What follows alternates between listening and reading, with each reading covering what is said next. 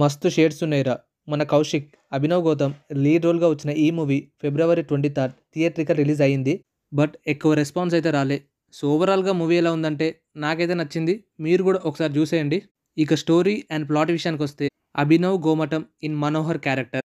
So ఈ మనోహర్‌కి చిన్నప్పటి నుంచి పెయింటింగ్ వర్క్ అంటే ఇంట్రెస్ట్ ఎక్కువ. సో 10th క్లాస్ కంప్లీట్ అవ్వగానే తన పెయింటింగ్ వర్క్‌నే కెరియర్‌గా చూజ్ చేసుకుంటాడు. అదే టైంలో ఇతనికి పెళ్లి ఫిక్స్ అవుతుంది.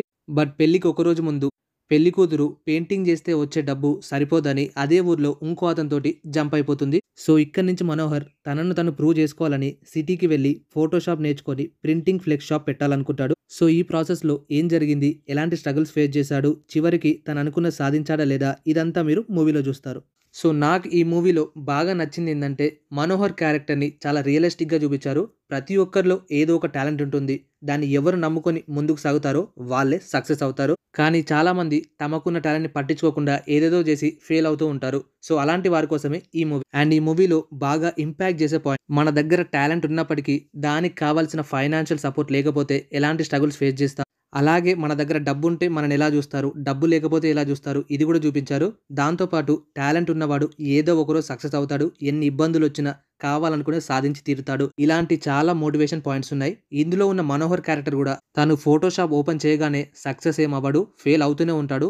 ఫెయిల్ అయిన ప్రతిసారి రిలేటివ్స్ అండ్ ఆ ఊరి వాళ్ళు, పక్కన వాళ్ళు ప్రతి ఒక్కరూ తనను తక్కువగా చూపించడానికి ఇతని వల్ల ఏమీ కాదు అని దెప్పి పొడుస్తూనే ఉంటారు.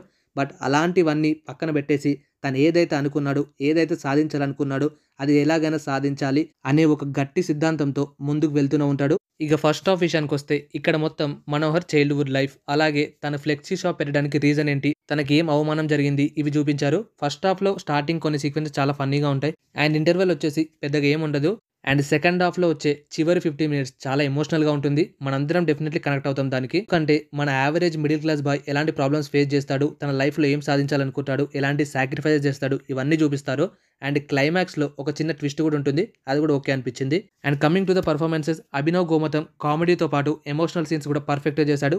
అండ్ హీరోయిన్ కూడా ఉమాదేవి క్యారెక్టర్లో బాగానే అనిపించింది. మిగతా వాళ్ళు కూడా క్యారెక్టర్స్కి ఎంత అవసరమో అంత చేసినట్టు అనిపించింది.